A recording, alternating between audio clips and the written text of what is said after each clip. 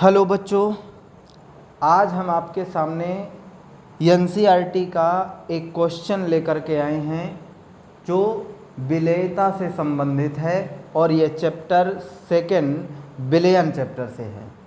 तो ये देखिए आपके सामने ये क्वेश्चन है, ये विलेयता से संबंधित है। कुछ कॉन्सेप्ट यदि पता हैं तो ये क्वेश्चन बहुत ही इजी तरीके से बन जाएगा।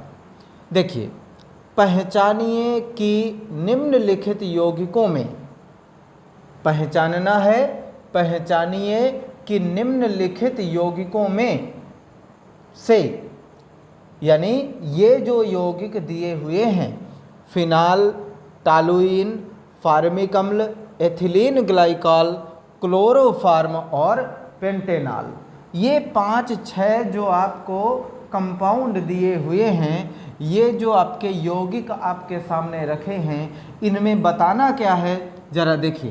पहचानिए कि निम्नलिखित यौगिकों में से कौन से जल में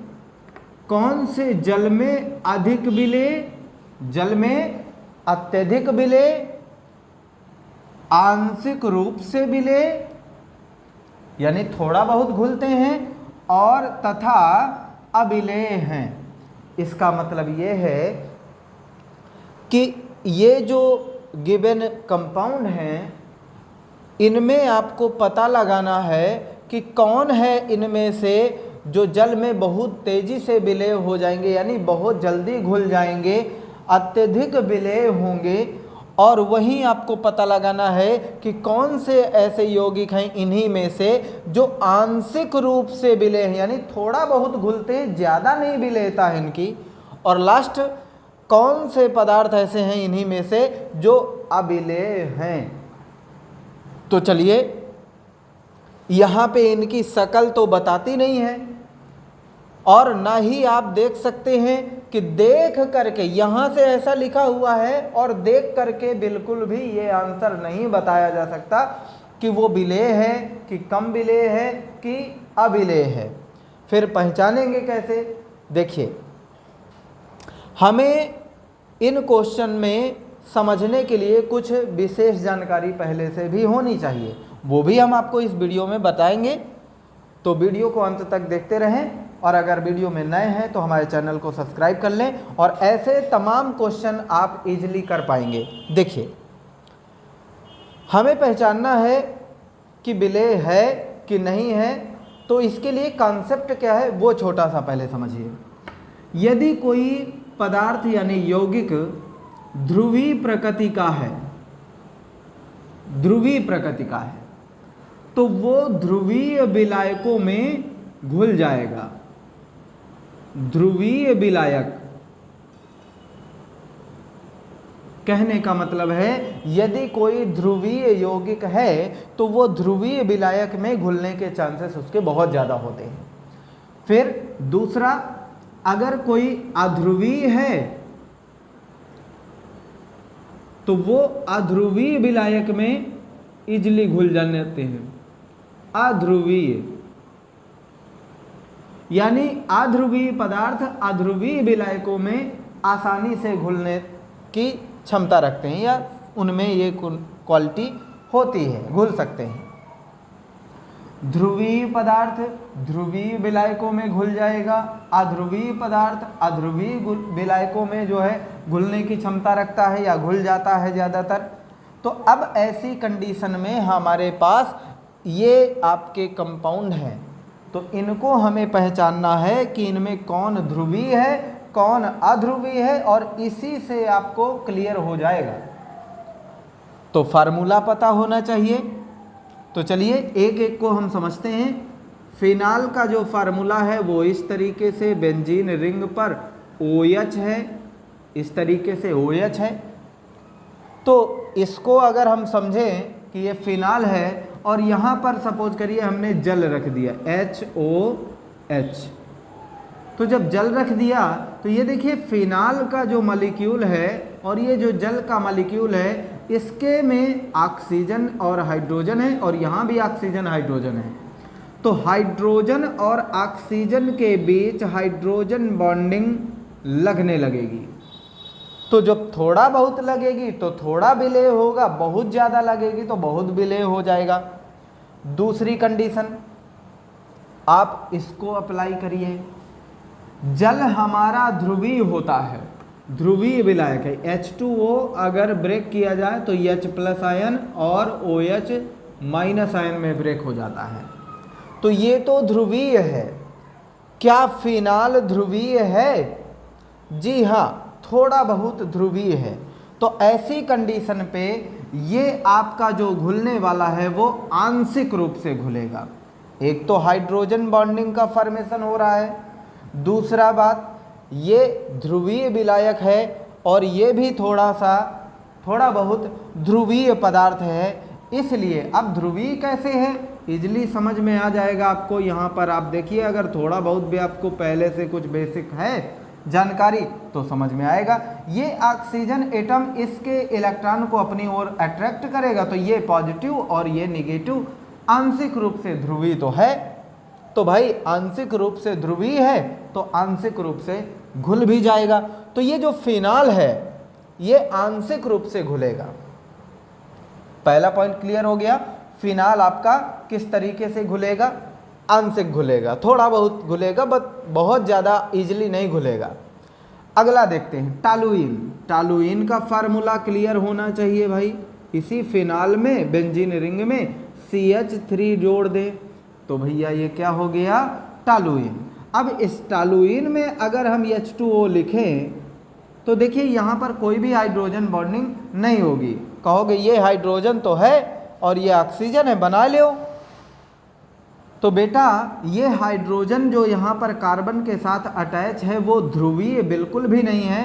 तो जब ध्रुवीय ही नहीं है तो ये कंडीशन इसमें बिल्कुल फॉलो नहीं होगी और हाइड्रोजन बॉन्डिंग नहीं होगी। ये अध्रुवीय है, ये ध्रुवीय है। देखिए अध्रुवीय के साथ घुलता है, ध्रुवीय के साथ घुलता है, लेकिन बहुत ऐसे कम चांसेस हैं कि ध्रुवीय विलायक में अध्रुवीय घुल जाए। तो ये आपकी कंडीशन आपके सामने है। ये मॉलिक्यूल पूरा अध्रुवीय है और ये ध्रुवीय है, इसलिए ये नहीं घुलेंगे। जब नहीं घुलेंगे तो लिखा जाएगा अविलेय। इसका मतलब बी पॉइंट आपका अविलेय है और ये आंशिक विलेय। चलिए समझ लीजिए, इसको हमने आंशिक विलेय ऐसे पार्शियली सॉल्युबल बोलते हैं, आंशिक विलेय लिख दिया। यहां पर टालुइन कैसा है? अविलेय, इसको हमने ए लिख दिया। इनसॉल्युबल है, इनसॉल्युबल इन वाटर। इन दोनों के बारे में आपको पता चला। फिर फार्मिक एसिड के बारे में आ जाइए। फार्मिक एसिड का फार्मूला आपके सामने होना चाहिए। तो HCOOH ये होता है फार्मिक एसिड। ये बहुत ज़्यादा ध्रुवीय होता है, ये तुरंत ब्रेक हो जाएगा H+ आयन में और ऑक्जेलेट माइनस आयन में।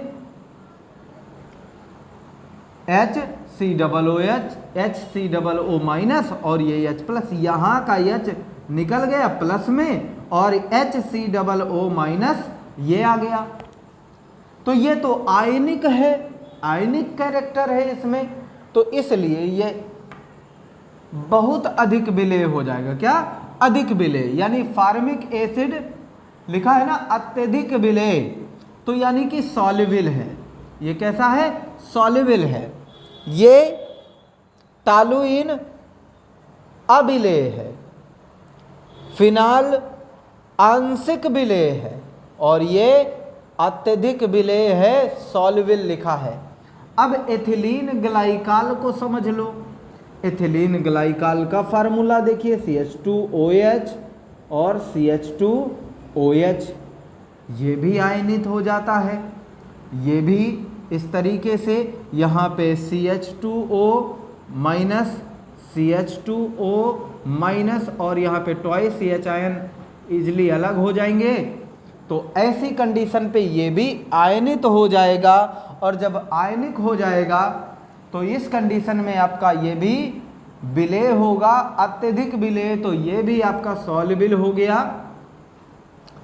अब आता है हमारे पास क्लोरोफॉर्म और पेंटेनॉल। चलिए इसको भी समझते हैं, थोड़ा सा बोर्ड साफ करें, अच्छे से देख लीजिए कैसे हम बता रहे हैं और इनका कारण क्या है वो आपके सामने है। देखिए क्लोरोफॉर्म CHCl3,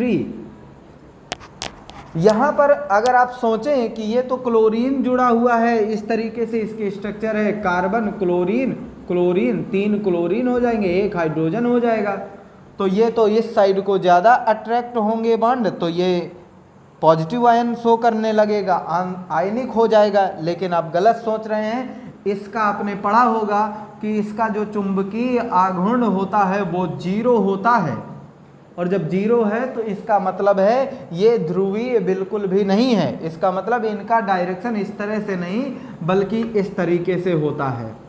कार्बन में तीनों इस तरीके से Cl और यहाँ पर इस तरीके से Cl और यहाँ पर H, एक हाइड्रोजन, एक दूसरे से ये निरस्त हो जाते हैं, चुंबकीय आघूर्ण 0 के आसपास आ जाता है। तो ऐसी कंडीशन में ये भी आपका अध्रुवीय हो गया, और अध्रुवीय चीज़ें जो होती हैं वो वाटर में अविलेय हो जाएंगी। तो यहाँ पे जो क्लोरोफॉर्म है ये आंशिक विलेय भी नहीं है, ये अविलेय है। और लास्ट बचा पेंटेनॉल। पेंटेनॉल को जरा गौर से देखिए, पेंटेनॉल, पेंटेनॉल मतलब 5 कार्बन वाला एक कंपाउंड है और उसी में OH लगा हुआ है, अल्कोहल है, पेंटेनॉल अल्कोहल है। अब इस OH की बात करें तो ये देखिए ये पेंटेनॉल है और यहाँ पे हम रख दें जल, तो यहाँ पे कहीं ना कहीं थोड़ा बहुत हाइड्रोजन बॉन्डिंग हो जाएगी। आयनिक तो नहीं है लेकिन हाइड्रोजन बॉन्डिंग कुछ ना कुछ पॉसिबल है। मॉलिक्यूल बड़ा है तो हाइड्रोजन बॉन्डिंग थोड़ा कम लगेगी, लेकिन फिर भी यहाँ पर हाइड्रोजन बॉन्डिंग स्टेबल हो जाएगी, और इसी वजह से ये पूर्ण रूप से विलेय नहीं है क्योंकि ये ध्रुवीय नहीं है, लेकिन आंशिक विलेय है, हाइड्रोजन बॉन्डिंग यहाँ पर है, तो ये भी आपका आंशिक विलेय हो गया। तो इस तरीके से हम इस क्वेश्चन को सॉल्व करेंगे, और इसी तरीके से आप बाकी के क्वेश्चन भी सॉल्व कर सकते हैं जो विलेयता से संबंधित प्रश्न पूछा जा रहा है कि भाई इनमें से कौन सा पदार्थ विलेय हो सकता है या अविलेय हो सकता है। तो बहुत इसका इजी कॉन्सेप्ट है कि ध्रुवीय विलायक में ध्रुवीय विलेय पदार्थ घुल सकता है, यानी ध्रुवीय है तो ध्रुवीय में घुलेगा, अध्रुवीय है तो अध्रुवीय में घुलेगा, ध्रुवीय वाला अध्रुवीय में नहीं घुलने वाला और अध्रुवीय वाला ध्रुवीय में नहीं। तो इस तरीके से आपने केवल पहचानना है कि अगर ध्रुवीय है, पानी तो ध्रुवीय होता है, तो ये ध्रुवीय है वो तो घुल जाएंगे, बहुत अच्छे से घुल जाएंगे, लेकिन जो हाइड्रोजन बॉन्डिंग बना ले रहे हैं वो थोड़ा बहुत आंशिक रूप से विलेय होंगे, लेकिन जो अध्रुवीय पार्टिकल हैं यहाँ पे अणु हैं वो बिल्कुल भी नहीं घुलेंगे। तो इस तरीके से ये क्वेश्चन था आपका, और उम्मीद है आपको समझ में आ गया होगा। यदि वीडियो पसंद आया हो, आपको हेल्पफुल लगा हो, तो आप वीडियो को लाइक करें, और अगर चैनल में नए हैं तो हमारे चैनल को सब्सक्राइब कर लें। इसी प्रकार से NCERT क्वेश्चंस आपको मिलते रहेंगे। Thank you.